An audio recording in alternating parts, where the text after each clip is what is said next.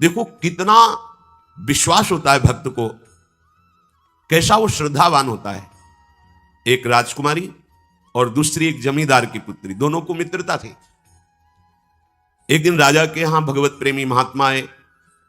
वो संत सेवी राजा थे। महात्मा जन आते रहते थे और महात्माओं का कार्य ही होता है निरंतर अपने प्रभु की सेवा और सुमिरन में मगन रहना। सेवा सुमिरन ये बहुत बड़ी सामर्थ्य है। अगर हम हर समय सेवा और सुमिरन में रहें तो कभी कोई माया प्रपंच हमें परास्त नहीं कर सकता। जहां हम सेवा सुमिरन से अलग हुए वहीं माया का प्रभाव पड़ता है। भगवान का शालिग्राम स्वरूप उनके पास था। खूब भाव से सेवा कर रहे थे और नवीन अवस्था की कोमल हृदय वाली ये दोनों सखियां देख रही थी। इनके मन में आया ऐसे हम भी ठाकुर सेवा करेंगे। देखने से सुनने से हमारे हृदय में प्रभाव पड़ता है। गंदी बातें देखेंगे, गंदी बातें सुनेंगे, उसी का चिंतन होगा, हृदय गंदे आचरणों की प्रेरणा वाला बन जाएगा। अगर हम भागवतिक बातें सुनेंगे, भागवतिक दर्शन करेंगे तो भागवतिक चिंतन होगा, हृदय भागवतिक प्रेरणा वाला बन जाएगा। कई दिन संत भगवान रुके, रोज सेवा कीर्तन कथा, सरल हृदया।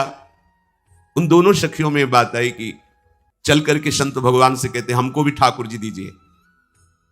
दोनों ने चरण पकड़कर प्रार्थना की, गुरुदेव हमारे हृदय में भी इच्छा हो रही कि हमें ठाकुर सेवा मिले।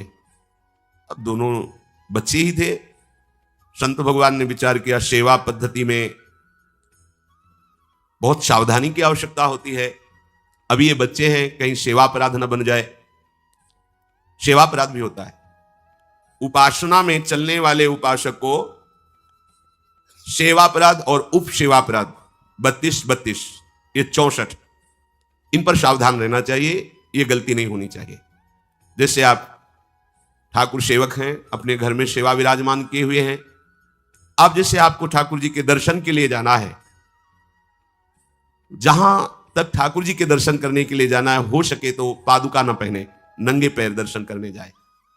यदि आप में ऐसी सामर्थ्य नहीं है किसी कारण से, तो सीढ़ियों में पादुका नहीं पहनना चाहिए। जहां से मंदिर की सीढ़ियां हैं, पादुका उतार कर माथा रखकर सीढ़ी में फिर चढ़ना चाहिए। खड़ाओं या पादुका पहन करके श्री विग्रह के दर्शन करने के लिए जाने में फिर अपराध लगता है। अरे अपने मालिक के दर्शन करने जा रहे हैं, स्वामी के दर्शन करने जा रहे हैं, प्रभु के दर्शन करने जा रहे हैं, तो अपनी कुटिया से और मंदिर तक नंगे पैर जाना चाहिए। ये भावना रखनी चाहिए। भरत जी जा रहे हैं प्रभु के दर्शन करने के लिए, अयोध्या से पैदल ही चले थे, तो सुकुमार चरणारविंद तो बड़े बड़े फफोके छाले पड़ गए थे। वशिष्ठ जी ने देखा, सबने मिलकर भरत जी से कहा पालकी पे बैठ जाइए। तो उन्होंने कहा हाँ, मेरे प्रभु यहां नंगे पैर चले हैं और मैं पालकी पे बैठ जाऊं? उचित तो यह है कि अपने प्रभु के दर्शन के लिए मैं जा रहा हूं, तो जहां जहां प्रभु के चरण पड़े वहां मेरा शीश पड़े, अर्थात सिर भर जाऊं। उचित समोरा सबते सेवक धर्म कठोरा। यहां मैं सर के बल चल के जाऊं, पर असमर्थ हो। तो आप कह रहे हैं पैर में छाले पड़ गए, आप सवारी में बैठ जाइए। ऐसा नहीं हो सकता। तो अपने प्रभु के दर्शन करने के लिए जब जाए तो हो सके, सामर्थ्य हो तो पादुका न पहने, कोई खड़ाऊं चप्पल जूता आदि ना पहने। अगर पहने हैं तो बस सीढ़ी तक ही पहन कर जाए, ऊपर सीढ़ियों की नहीं। इतने सुकुमार मत बनो, ये आग में जलाया जाएगा शरीर, ये गाड़ दिया जाएगा शरीर, इससे ज्यादा प्यार ना करो। अब इतना दृढ़ विश्वास कि ये बच्चे हैं, सेवा भाव कैसे पूर्ण कर पाएंगे? तो उन संत भगवान ने दोनों बच्चियों से कहा कल ठाकुर जी लाएंगे, हम आपको दे देंगे। तो गांव में घूमे तो आसपास गोले गोले से पत्थर मिले, पत्थर लाए 2 और कहा कि ये लो तुम्हारे ठाकुर जी हैं। दोनों को दिया।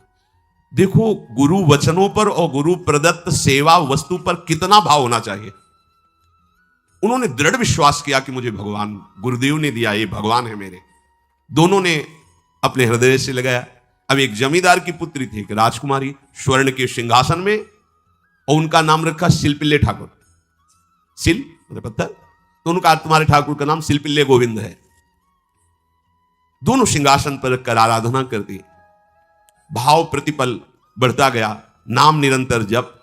गुरु प्रदत्त ठाकुर पर विशेष चमत्कार हृदय में प्रकट होता है यदि उन्हीं की नियमावली से चलो। अपने मन से बाजार से खरीद लाए, विराजमान किए हैं, कभी सेवा की कभी नहीं की, वो भी अच्छा है, कम से कम भागवतिक भाव तो है। लेकिन सिद्धि जो प्राप्त होती है वो गुरु कृपा से, गुरु प्रदत्त ठाकुर से। जैसे धन्ना जी को भांग के बट्टे में ठाकुर जी प्रकाशित हो गए, गुरु प्रदत्त। अब ये सखियां जब बड़ी हुई तो इनके ब्याह की बात हुई। तो जो राजकुमारी थी उनका राजकुमार से किसी से ब्याह तय हुआ, ब्याह हो गया।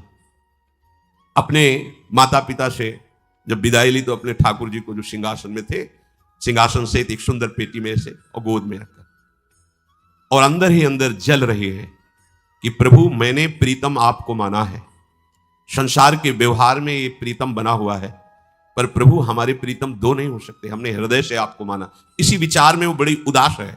पहले पालकियों में ऐसा राज सैनिक चल रहे हैं, पालकियों में वो बहू जा रही है और राजकुमार घोड़े पर। राजकुमार बार बार पालकी के समीप जाता, दर्शन करने की इच्छा होती है ना, तो उदास देखता, मन में बड़ी गिलानी हुई। उसने कहा, एक नदी थी, उसने कहा यहां हम थोड़ी देर विश्राम करना चाहते हैं, राजकुमारी की पालकी रखी जाए और सैनिक दूर खड़े हो। तो राजकुमार वैसे ही आज्ञा हुई। तो बात करना चाहते हैं पर वो ना देखती है और ना बात करती है, और इतना सुंदर रूप, क्योंकि ब्रह्मचारिणी और भगवत आराधना। अब उसके हृदय में जलन हुई कि ऐसा क्या है जो हमसे बात नहीं कर रही। बस बार बार ऐसे पिटारी खोल के ऐसे ठाकुर जी को देखती।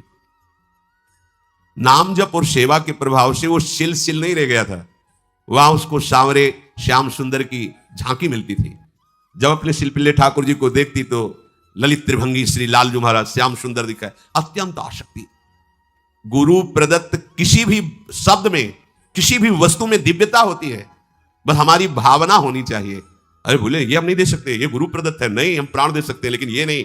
जिसका गुरु वचन पर, गुरु प्रदत्त वस्तु पर, गुरु प्रदत्त ठाकुर पर दृढ़ निष्ठा हो गई, वही सिद्ध हो जाता है। अब उसने समझ लिया कि पिटारी में जो कुछ है यही हमारे और राजकुमारी के बीच में बाधा है। दो चार दासियों को बुलाया और कहा इनको बातों में उलझाओ, पिटारी पीछे हमें दो। और प्रवीण दासियां उनको विनोद भाषा में, हंसी मजाक में बात, लेकिन वो उदासीन। धीरे से गोद में पेटी थी, ले ली, हम लिए हुए हैं, आप बातचीत में सारा, और पेटी उनको दे दी। राजकुमार ने राजकुमारी से कहा यही पेटी तो हमारे आपके बीच में बात, फेंक दी नदी में। अब तो जो उसके हृदय में पीड़ा हुई, भारी व्याकुलता। अब राजकुमार है, सैनिकों के साथ तुरंत पालकी उठवाई, मैं ले गया। पर वो आसक्त है, इतनी सुंदर राजकुमारी, क्योंकि भागवतिक तेज से संपन्न में आकर्षण होता है। राजकुमारी ने कहा यदि हमारे ठाकुर नहीं तो मैं नहीं, आज से अन्न जल त्याग, प्राण त्याग दूंगी अगर हमारे ठाकुर जी हमारे समीप नहीं तो। आज से एक बूंद पा कैसे पिए, अपने ठाकुर को भोग लगा के पाला है और ठाकुर जी फेंक दिए गए। भारी व्याकुलता, जैसे मीरा जी कहते दृश्य बिन दुख न लागे नहीं, न रात में नींद है न दिन में अन्न जल है, व्याकुलता। अब भयभीत हो गया राजकुमार। पूरा महल इस विषाद से हो गया कि अगर नवीन राजकुमारी प्राण त्याग देती है तो क्या होगा लोग समाज में, कि अभी नवीन राजकुमारी गई, ये लोग ऐसे निर्दयी हैं कि ऐसा व्यवहार किया कि उसने प्राण त्याग दिया। राजकुमार घुटने में आ गया, घुटने टेक कर राजकुमारी से कहा मैं तुम्हें दुखी नहीं करना चाहता, पर मैं तुमको छोड़ भी नहीं सकता। अब हमें आप वो उपाय बताओ जिससे आप मुस्कुरा दो, आप प्रसन्न हो जाओ। तो उनका, हम अपने ठाकुर के बिना जीवित नहीं रह सकती, यदि आप हमें जीवित देखना चाहते तो हमारे ठाकुर जी लाके दो। हमारी भागवतिक निष्ठा ऐसी होनी चाहिए कि जो गुरु जी ने मंत्र दिया है, जो गुरु जी ने उपासना दी है, उसमें दृढ़ विश्वास होना चाहिए। हमारे अंदर किंचन मात्र फिसलाव नहीं होना चाहिए। और आगे जो महामहिम सूत्र है, जब तक हमारा मन प्रभु में समर्पित ना हो जाए तब तक पाप होने की संभावना होती है, बड़े बड़ों से चूक हो जाती है। इसमें यह नहीं कहा जा सकता कि हम इतने वर्ष से साधन में लगे हमसे चूक नहीं होगी, ये तो भूल जाना। बड़े बड़ों से चूक करवा देना माया का कार्य होता है, पर जिनका मन प्रभु को समर्पित हो गया है उनसे चूक नहीं हो सकती। इसलिए जो अगला सूत्र वर्णन किया कि जितने भी पापाचरण होते हैं वो सब मेरे से होते हैं, ऐसा उपासक दृढ़ निश्चय करे। ऐसा नहीं कि पापाचरण भगवान से, भगवान करा रहे हैं। ये लोगों का एक प्रश्न होता है कि जब सब कुछ भगवान करा रहे हैं, भगवान की इच्छा के बिना पत्ता भी नहीं हिलता, तो जो हम पापाचरण, गलत आचरण, वो भी तो भगवान ही करा रहे हैं। इस विषय को समझना है। आज के समाज का जो मानसिक स्तर है, जब हम त्याग की बात करते हैं कि गंदे आचरण नहीं करने चाहिए, तो जो समझाया जाता है, जो समझ है आज की आधुनिक, वो ये समझ है, कुछ ऐसे जनों ने ये निर्धारित भी किया है कि बहुत भोग कर लेने पर फिर समाधि की प्राप्ति होती है। अगर ऐसा होता तो लाखों लोग समाधि को प्राप्त होते, लाखों लोग बिना साधना के। क्यों? बचपन से लेकर के पूरे जीवन तक भोग ही भोग रहे, सब समाधि में पहुंच जाते। प्रायः सबके दिमाग में बात बैठी है कि अगर हम भोग ले तो हम मन को समझा सकते हैं, लेकिन आप बात अनुभव की समझ लीजिए कि आप भोगने के लिए जो ही गए तो मन के गुलाम बन करके गया, वो कभी तुम्हें मुक्त होने का अवसर नहीं देगा। जैसे हम भोजन कर लेते हैं तो लगता है अब कुछ नहीं, लेकिन 6 घंटे व्यतीत होते होते पर्चा बन जाएगा कि ये चीज फिर चाहिए खाने को। ऐसे ही कोई भोग भोगने के बाद कुछ क्षण के लिए उससे विरति हो जाती है, ठीक है, लेकिन फिर कुछ मिनट होने के बाद फिर नई स्फुरणा, नया संकल्प, नई क्रिया, नई भोग वासना सब हृदय में देख लो। इसके लिए किसी और से सलाह लेने की जरूरत नहीं। इसलिए ये जो संतों का मत है, शास्त्र का मत है कि भोगों के भोगने से भोग वासना दृढ़ होती है, कामना बढ़ती है, ना कि शांति मिलती है। लेकिन आधुनिकता में भोगों को भोगने से शांति मिलती है, ऐसी धारणा बनी हुई है, और ये गलत है। और ये इतनी गलत हो जाती है कि हम हत्या करने लगते हैं, हिंसा करने लगते हैं, पूज्य जनों के साथ दुर्व्यवहार करने लगते हैं। आज तक भोगों में इति नहीं हुई। देवयानी जी भगवान शुक्राचार्य जी की पुत्री हैं। वो इतनी सुंदर हैं कि कोई अप्सरा भी उनसे होड़ नहीं कर सकती, क्योंकि भगवान शुक्राचार्य की पुत्री जितेंद्री, पवित्र, भगवत आराधन संपन्न। बड़ा प्रसंग है, उसको ना लेते हुए हम सारांश में बता रहे। वृषपर्वा की पुत्री शर्मिष्ठा, ये असुर राजकुमारी है, दैत्यराज वृषपर्वा, उनकी पुत्री शर्मिष्ठा, और दैत्य गुरु भगवान शुक्राचार्य उनकी पुत्री देवयानी बड़े समाज के साथ जंगल में गई हुई थी। एक बड़ा दिव्य सरोवर था, तो उसी में सब राजकुमारियां स्नान कर रही थी। अचानक वहां से कोई महात्मा निकले, तो जल्दी में सबने वस्त्र धारण किए। तो शर्मिष्ठा के वस्त्र देवयानी ने, और देवयानी के वस्त्र शर्मिष्ठा, वो महात्मा निकल गए। वहां कोई उनको टिकना तो था नहीं।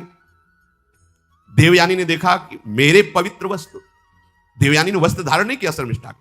जो महात्मा चले तो देखा कि हमारे वस्त्र राजपुत्री शर्मिष्ठा धारण किए। तो उनका, तुझे पता है मेरे वस्त्रों को स्पर्श करने का भी तेरे को अधिकार नहीं, तूने धारण कैसे कर लिया? तो उनका, ज्यादा मत बोल, इतना गुमान करके मत बोल। जैसे सब सेवक पलते हैं मेरे महाराज से, ऐसे तेरा पिता और तू भी मेरे महाराज के द्वारा ही पोषित है, क्योंकि वो तो राजा है, सारी सेवाएं वही देते हैं। ऐसा नहीं बोलना चाहिए, क्योंकि गुरु पुत्री है, आचार्य पुत्री है और सम्माननीय है। पर ऐसा वो बोल गई शर्मिष्ठा। देवयानी ने कहा, तुझे पता है अगर मेरे पिता की दृष्टि बदल जाए तो 2 मिनट में देवता तेरे पिता सहित संपूर्ण राज्य को नष्ट कर देंगे। मेरे पिताजी के भय से ही देवता आक्रमण नहीं कर। शुक्राचार्य मंत्रवेत्ता है। ज्यादा बात बढ़ गई तो राजकुमारी का शासन चलता है।